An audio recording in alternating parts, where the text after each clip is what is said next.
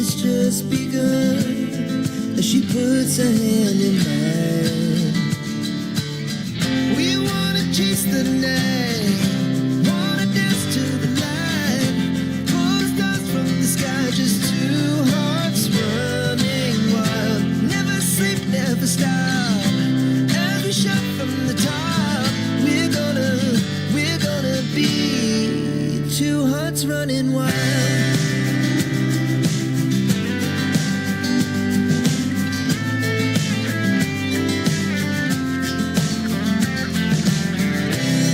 Now the morning is the afternoon.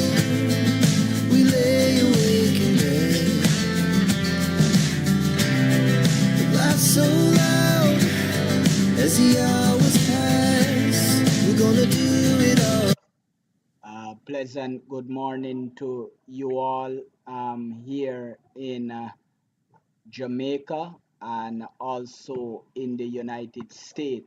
Good afternoon to you. Good night in India and in other parts of Asia that we are broadcasting. Very, very good day for the West Indies as we kick off this lunchtime session. West Indies at the end of the session bowl absolutely well, and they win the session, and that's very, very good. The former South African medium pacer Verlan Fernandez said that the team that wins the first session will go on to win the test match, and by his estimation, West Indies should stand up very, very good with that. I have with me here our panelists as per usual, but we're asking you as you join to subscribe to our channel and also to like this video and to support us in whatever way you see it fit. We would love and appreciate you for doing that. I have with me here on camera, as you can see, recently nominated and slated to be inducted in the Cricket Hall of Fame, and also a fellow journalist. He's from Southern California. He's also a contributor to us here at the Development Academy, Mr. Dennis Eat. And we also have with us the Honorary Secretary of the Cricket Hall of Fame, Mr. Dale Brown, who you will see shortly.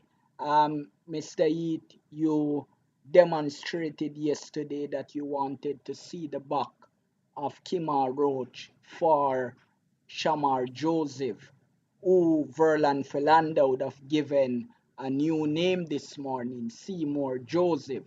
But you called for Shamar Joseph at the expense of Kemar Roach. And you must be an happy man this morning to see that the wish that you had came true. Good morning, Mr. Codlin and Brother Dale, and of course, listeners and viewers of the West Indies Development Academy channel. Yes, I'm happy to see the team that there is out there today. I, understand the disappointment that Kemar Roach will feel, having been brought back last test match, but to be out this one. But nonetheless, I believe this was the right call. And I'm happy to see that events to date has shown that we were not wrong in asking for Shamar Joseph. He has bowled very much as we thought, fiery, on track, in line, attacked the batters, and has reaped the reward.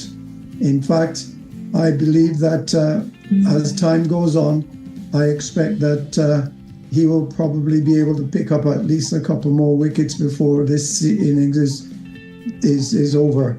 So 64 for 4 at lunch is a good place to be. What I'd like to see now is that we get a little bit more aggressive and inventive and try bringing on Gudakesh Moti as well. It's no point holding him back when we have that opportunity. Let's see what will happen. You don't necessarily have to bowl him 10 overs or 12 overs. but bring him there. If he fails to make any inroads, then you can replace him. You've got quite an array of bowlers at your fingertips. So let's use what we've got and don't wait until it gets out of hand. You try to rescue and crawl back. That's it for me. Back to you, Mr. Codlin. Absolutely. Mr. Brown, 7 consecutive overs in the spell for Shamar Joseph is the first we have seen Craig Brathwaite stayed with a fast bowler so long.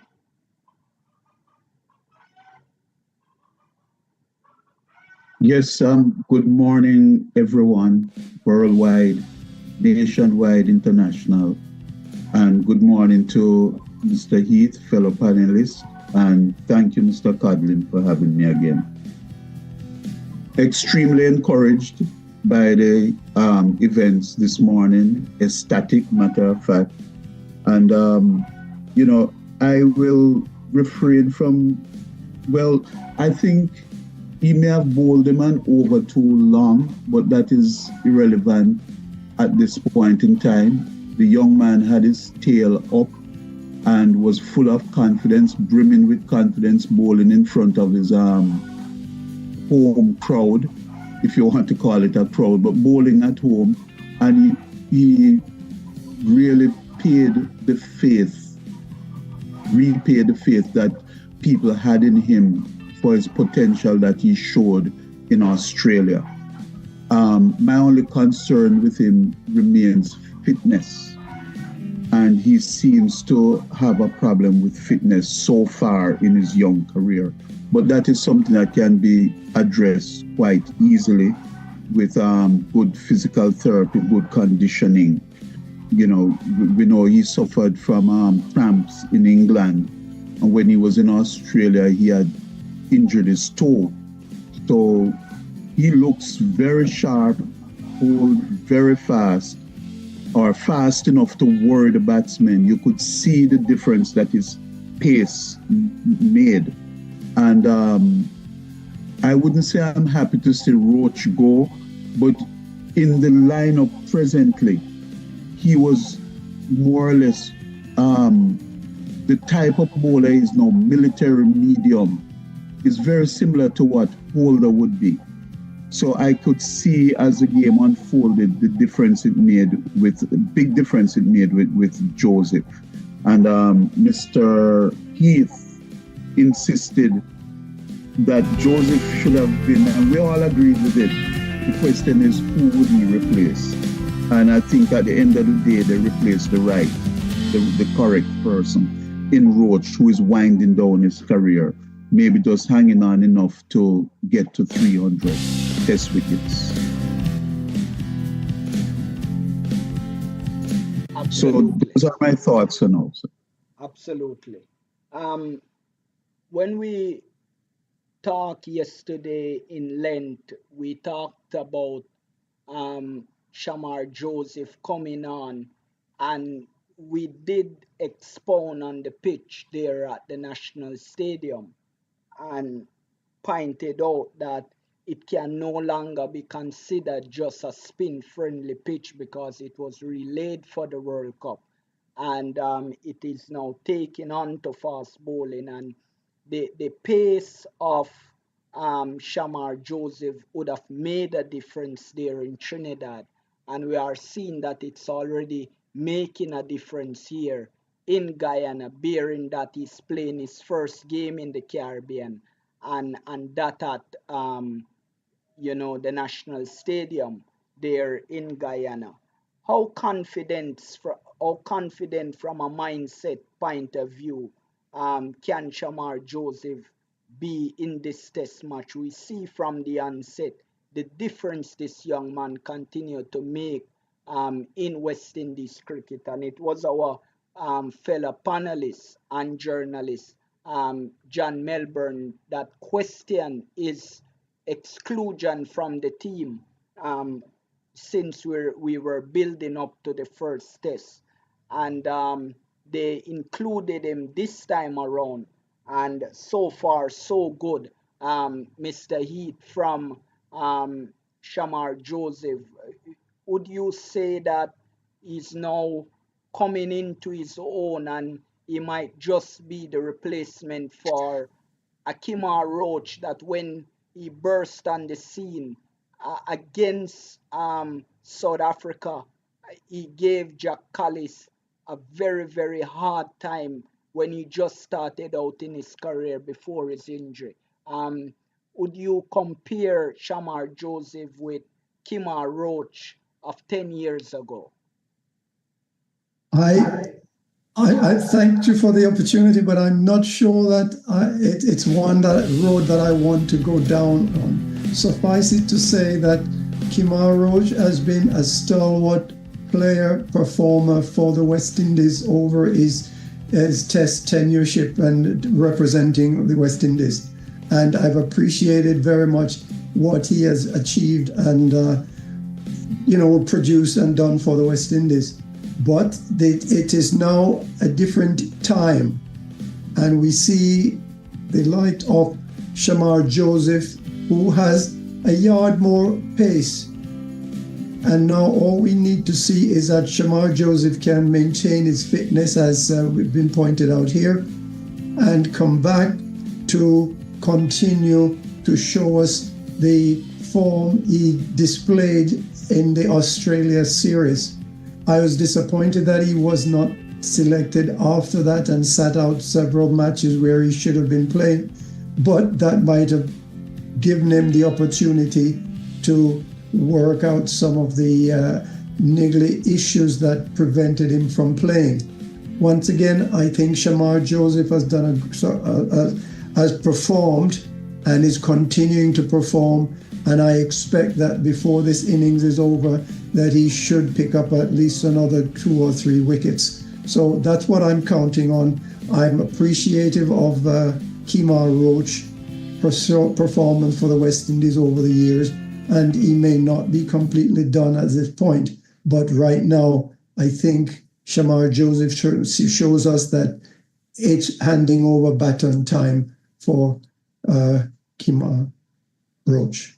Absolutely there. We think Roach should finish up come next year in the home series. One of the tests that will be hosted in Barbados could be the right time to walk away for him. Cricket is not always about personal milestone, but what must be done for the team and must be done at the right time, because we remember during the presidency of Dave Cameron and the chairmanship of Clive Lyde, when and Australia was here in 2015, they asked Shivnarine Chandapal to step away, which he didn't want to do, and they had to force the issue of getting him away because he just lost it at that time. He was no longer able to execute like he used to. Mr. Brown, we have touched quite a lot on Shamar Joseph, but 5 consecutive test matches since the injury and a stint in England, a 2-month stint from April to May, and then into the test series thereafter against England for Jayden Seales, and continues to perform at peak level. How pleased are you with the young man and his tenacity, the hunger that he's showing in our cricket these days? He's already been a role model for young fast bowlers. How pleased are you with him? In one word, Mr. Codlin, extremely pleased, sir. He is now unofficially the spearhead of the West Indies pace attack, in my opinion. He's young, and he performed very well in England, where he was a leading wicket taker. And in this game against South Africa, the first game against South Africa, he was among the wickets once again and bowled generally very disciplined. And you can see the vast improvement that he has made since he returned from injury and since having that stint in England that you mentioned before. We must entrust him and the aforementioned Shamar Joseph with spearheading our pace attack. And I hope that, and I expect that Mr. Alzari Joseph will look at young Shamar Joseph and try to emulate the discipline that this young man has shown and this improvement in his skill set over just a matter of a few test matches. And the same thing for Seals, because he's their senior, but he does not perform the role of a senior. Even Jason Holder, with all his lack of pace, shows an example by being very disciplined in his bowling. He's not going to do anything too much, but he doesn't give away cheap runs. Yes, and he tight. sticks to the plan. Yeah, You know, tight. and I would love to see Alzari now look at these youngsters, be inspired by them and be motivated by them, and try to emulate them in their approach to the fast bowling and the discipline that they bring there. Absolutely. Mr. E, just reading a bit of stats here. Then the question will come there after Test match cricket. There at the National Stadium. The last Test match before this morning was staged in 2011. And as you would remember, the West Indies captain then was Darren Sammy. And West Indies win that match over Pakistan by 40 runs. And Darren Sammy claiming 5 for 29 in the second innings. The Guyanese leg spinner, Devendra Bishop, many would remember him, made his debut in that game. And he got 4 for 68 in the first innings and made 15. And he also returned in the second innings at the number 11 position and made 24, batting at number 11. How impressed are you now with this Guyana stadium and pitch, how it played in the 26 over this morning? 64 runs was scored, 4 wicket down, but there were a few drop catches, so South Africa might have been 6 wicket down, but there were no question about those 64 runs that was scored. West Indies held it tight and the pitch played its part. How pleased are you with the grass and the pitch there at the National Stadium and the way it played, seeing that Test match haven't been played on it for almost a decade now? Makes me wonder, Mr. Codlin, if Bavuma, sitting back in the pavilion, might be thinking that he made the wrong decision to take first strike. Because looking at the way the wicket is playing, it is very possible that their quick bowlers, Rabada and possibly Markram, could well have done a similar type of job on the West Indies batters. So I am happy that the performance thus far from the West Indies has been very positive. And it proves that when you put your shoulder to the wheel and pull and push, that you will get results. And our bowlers this morning have shown that they are up to the task.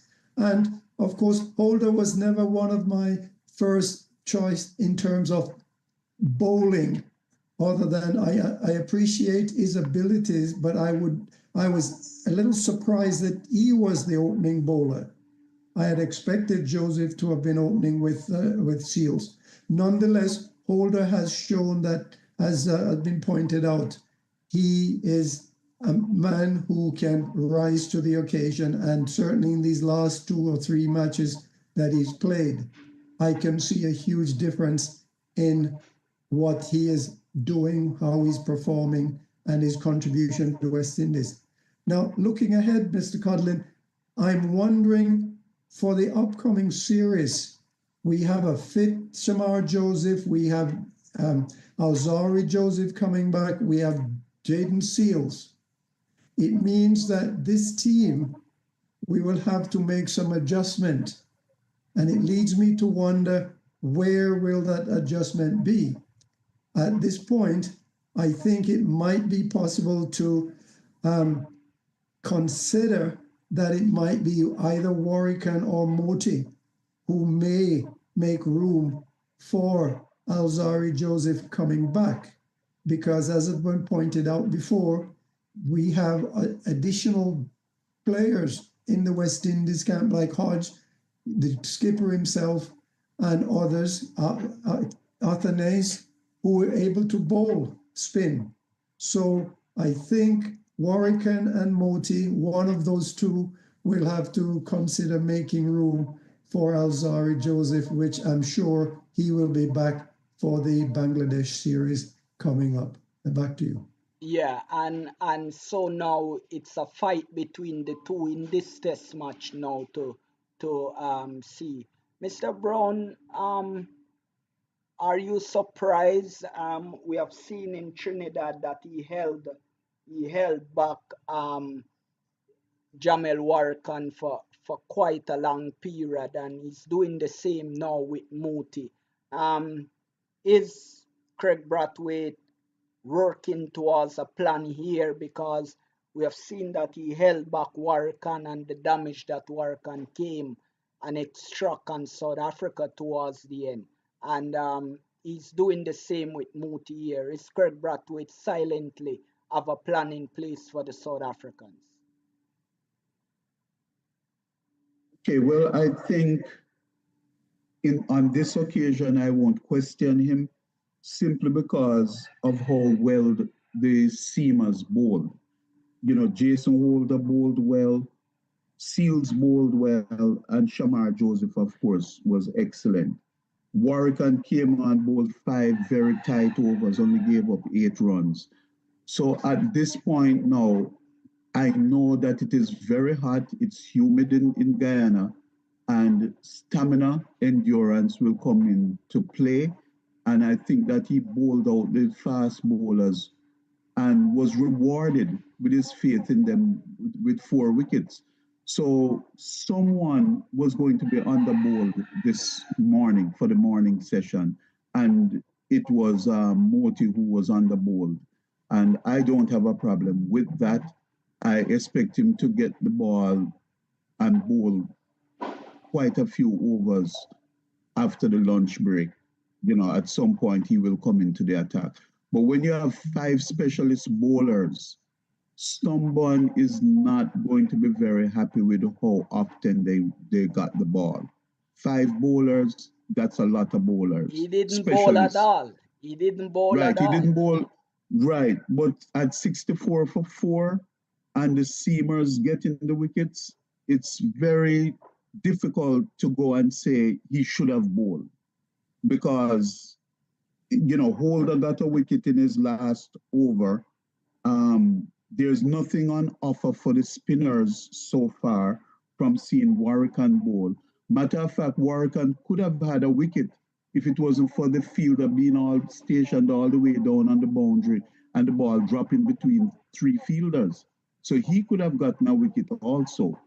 So while I'm thankful for the 4 wickets, I'm also going to be thankful and in saying that I didn't expect all 5 bowlers to bowl in the first session. Someone was not going to bowl. And once Holder opened the bowling, for me it meant one of the spinners, if the other 3 bowlers were successful, one of the spinners was perhaps not going to get a ball. Could he have gotten an over?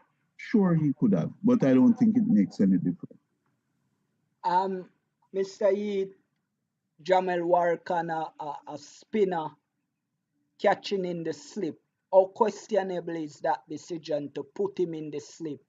And he dropping a sitter this morning, adding to the West Indies' fifth drop catch in the series so far. South Africa could well be 6 wickets down right now if that catch wasn't put down.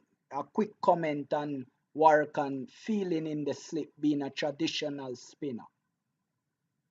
Well, I'm not sure that that ball went to hand, and It there's did. no It did went to hand. All the way in, and having gone there, it should have been held.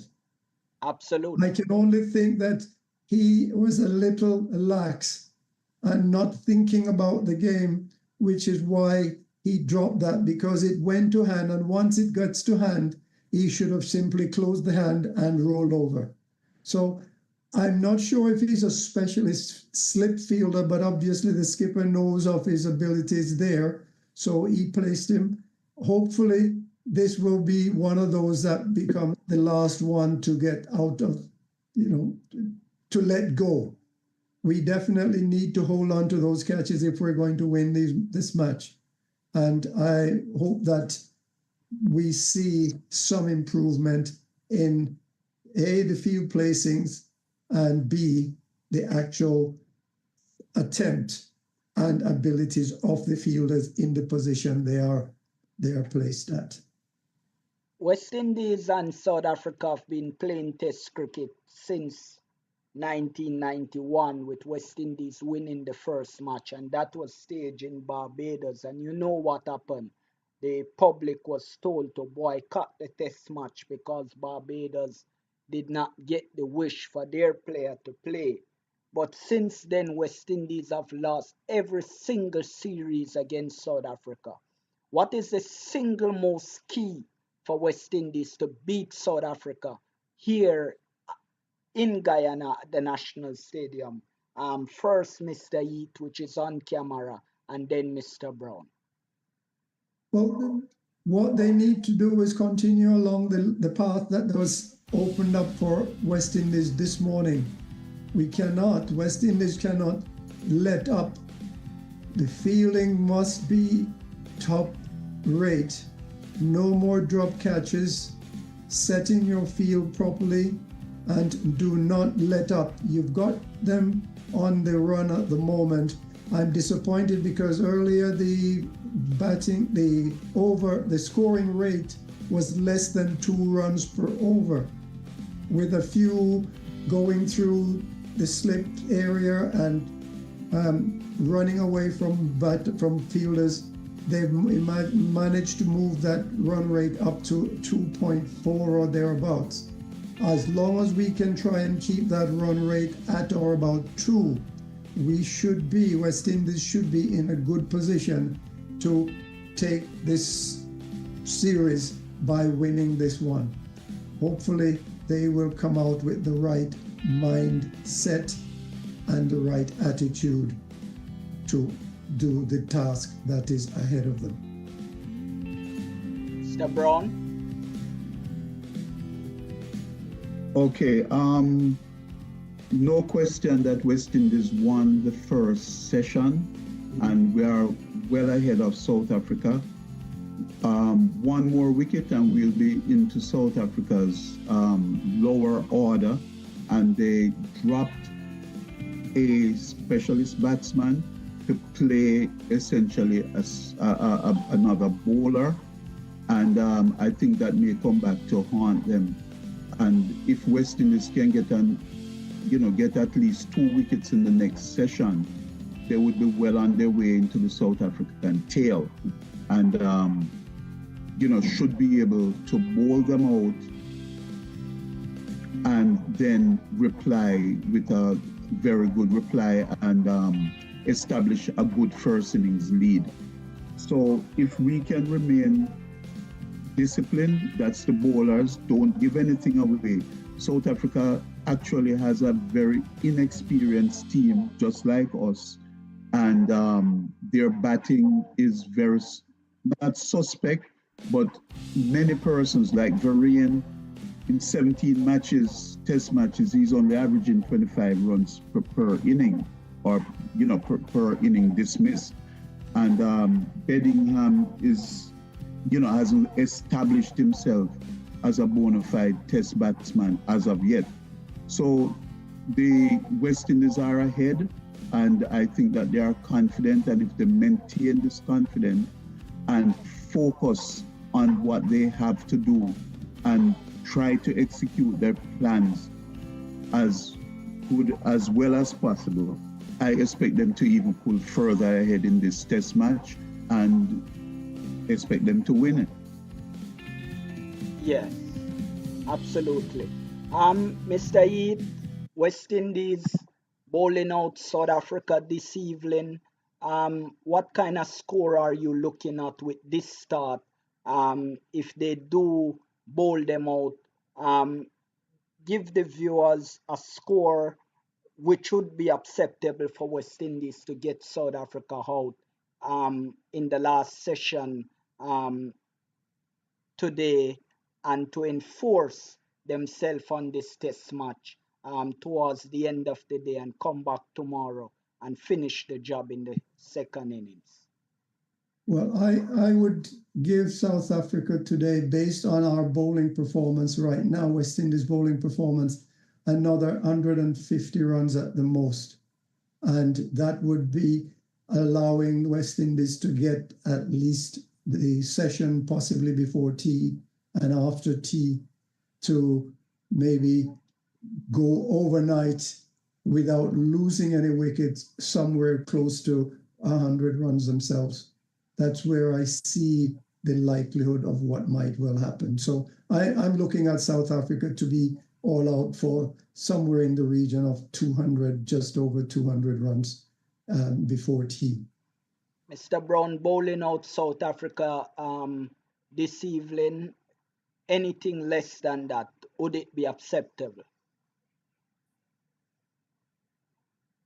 It would not be acceptable in the sense that 4 wickets in one session, first session, matter of fact, the next 2 sessions, you have to get those 6 wickets, you have to bowl them out. Otherwise, your work would have been undone. The excellent work they did this morning would have been undone. And I'm in agreement with Mr. Heath with that, around 200, not getting too greedy, just around 200 runs maximum they should make. The South Africans, again, the 2 men at the crease, one has played 17 tests and one has played only 5. So they are inexperienced. And if you keep it tight, they will make errors. They will make unforced errors, or you force them into errors. And that is why we have to bowl tightly at them. Don't try to buy out any wickets. Just bowl very tightly at them. Bedingham has a reputation somewhat like Brathwaite, where they will sit there all day and just bat and bat and bat and block and block and block. So you can take chances with him, but not too many to give him free runs. Let him sit there and he will make a mistake sooner or later. So anything less than bowling them out today, barring weather or anything like that, would not be good for the West Indies. Mr. Heath, 5 wickets for Shamar Joseph at the end of the day would be icing on the cake in your view? Certainly, and let me just take this opportunity to welcome Leon Francis, who has joined us. And I'm counting on Shamar Joseph to pick up at least 2 more wickets before South Africa is dismissed for the day. And that would certainly be icing on the cake if he can make it 4 more wickets before the end of the day. That would be quite a welcome home for him and an appreciation from his supporters in his home territory. Mr. Francis, president of Cricket Show USA, they are celebrating their 14th year of anniversary, continuing this week as well. Um, he has just joined us, and the second session is about to start. But before we go into that, let's hear his view. How impressed are you this morning, South Africa, at the lunch session? 26 over 64 runs with 4 wickets down. Shamar Joseph running through the South Africans, giving them a whole lot of problem. Your thoughts on the young man, the exclusion of Kemar Roach in place of Shamar Joseph? Was it a very, very good decision by Coach Andre Coley and Captain Craig Brathwaite to have made this move this morning? Well, first of all, let me say hello to the panelists and to the listeners. I just want to say, yes, I'm pleased with the outcome so far. To have gotten 4 wickets in a session in the first day of a test match is always good. The change seemed to have worked. Sharma is at home. He seems happy, he seems relaxed, and he's bowled much fuller. I didn't see a lot of the match. I was out on business, but I'm pleased with the outcome so far, and I'm hoping that we bowl them out for under 200. I want you have to go for the juggler. They have them down, keep pressing, and you haven't used Moti yet. And hopefully that both Warwick and himself can come in and chip in with a couple of wickets, and then the Pacers can mop up the end. We don't want to see them lag and go beyond 200 because you don't know how the pitch is going to play when our batters approach the whatever score they set to us. But I'm completely happy with the 4 wickets taken in the first session, and I think West Indies have the ammunition to bowl them under 200. I hope they do.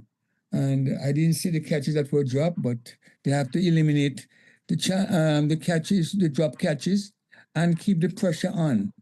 And involve everyone, make the changes, set tight field, keep the boundary, eliminate boundaries, and believe. And just Shamar Joseph is a bowler who does go in your face. He's bringing the ball full to you. You may hit him, but sometimes you're not able to do so and can get a ball down or you can get a caught in the slips. So all in all, I'm happy with the outcome and hope that they don't lose this stranglehold. Just go on and do what they have to do. And you would expect that West Indies would mop up South Africa today? Yeah, exactly. Under 200, I'm estimating. I feel they should go.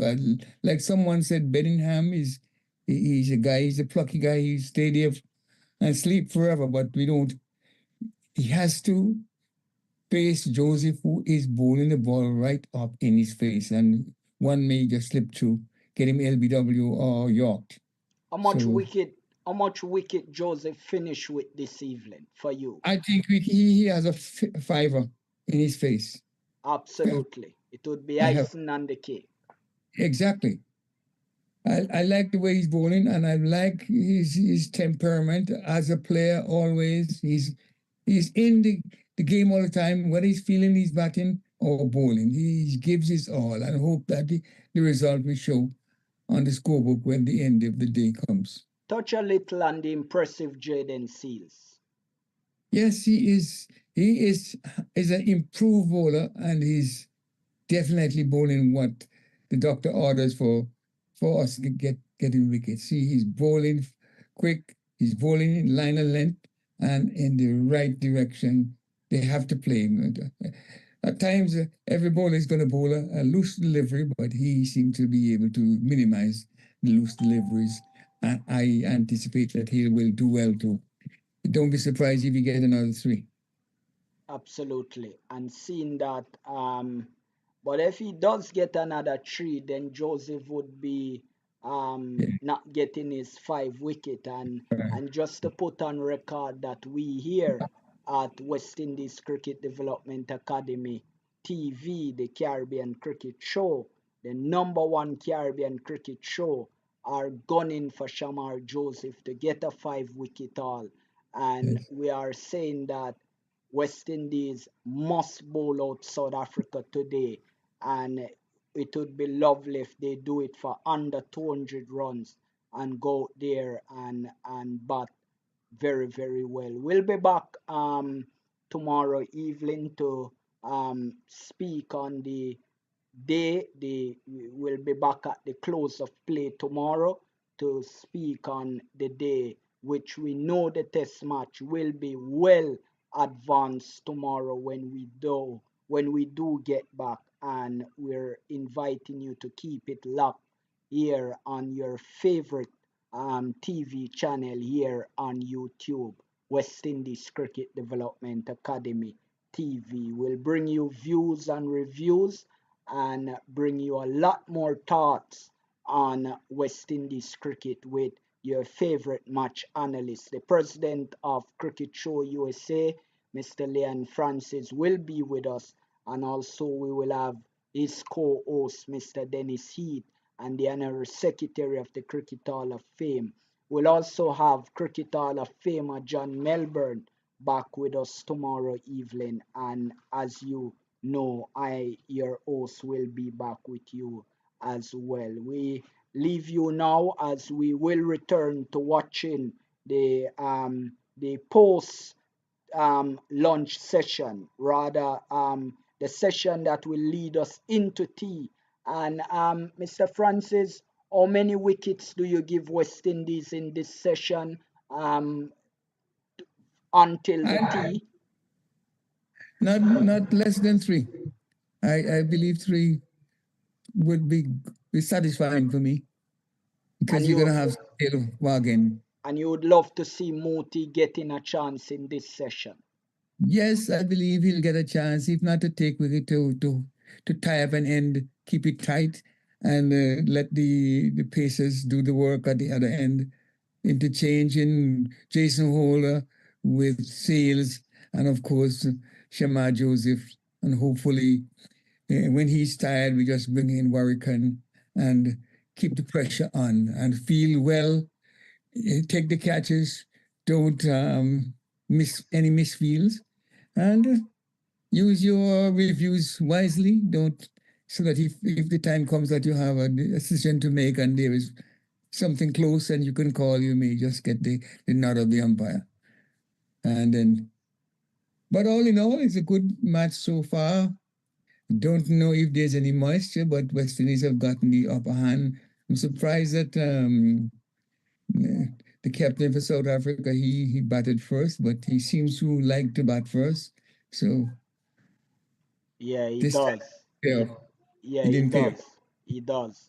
Mr. Brown, how important is leadership and the mindset of Craig Brathwaite in this session in the outcome of today for West Indies? How important is his focus and the influence that he can exert over the players?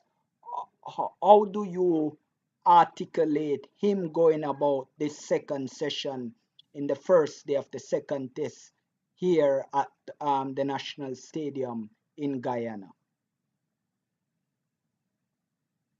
Okay, thank you, sir.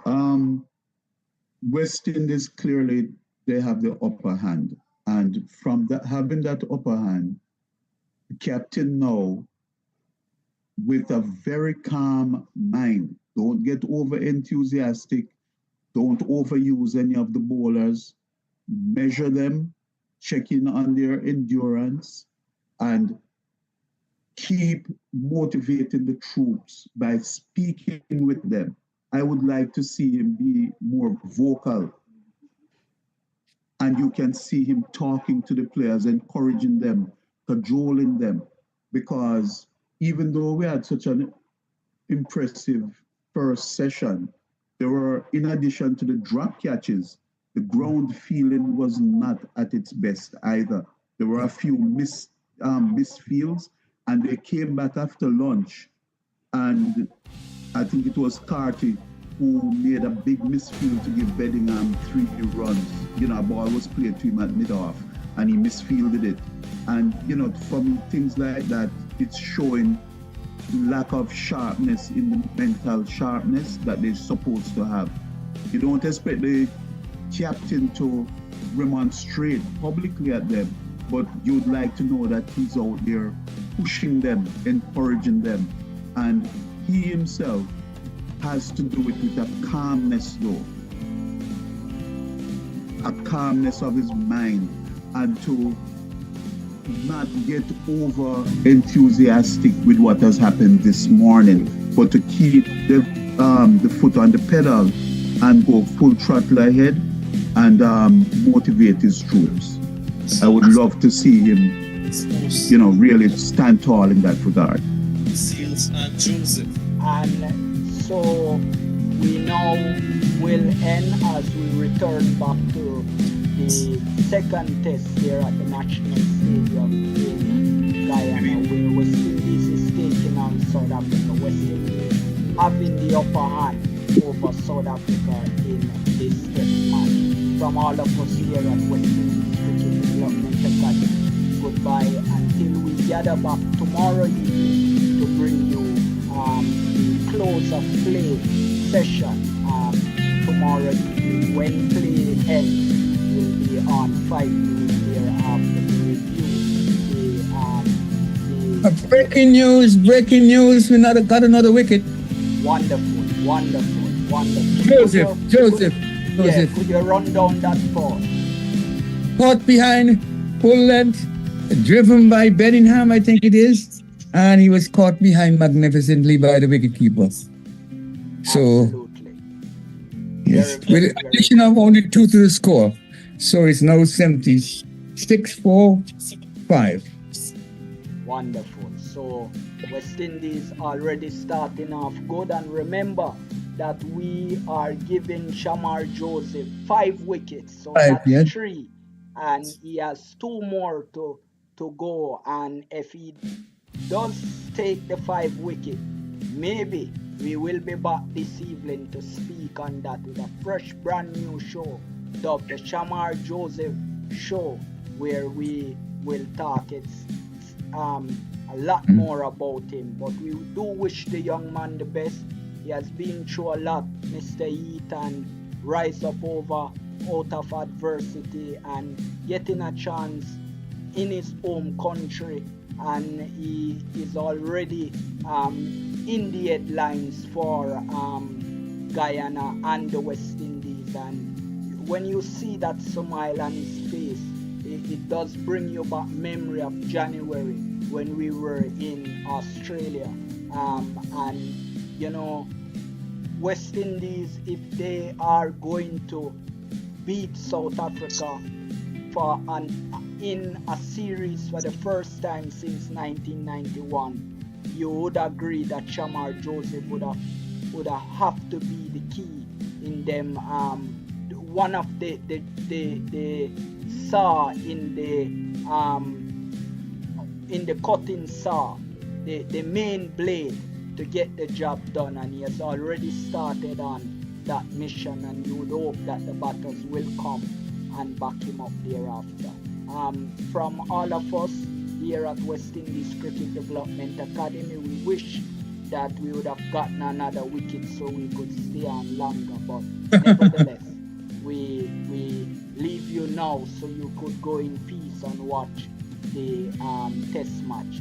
Goodbye for now. Thank you, panelists, for joining, and we hope to have you back tomorrow evening when we draw to look at the day's play and to give our guided thoughts to the fans that would have been very, very loyal to us. Over 40,000 of them watch our show, and we wholeheartedly appreciate and thank them for choosing us here at West Indies Cricket Development Academy. Goodbye for now. Goodbye. Goodbye. Our hearts beat.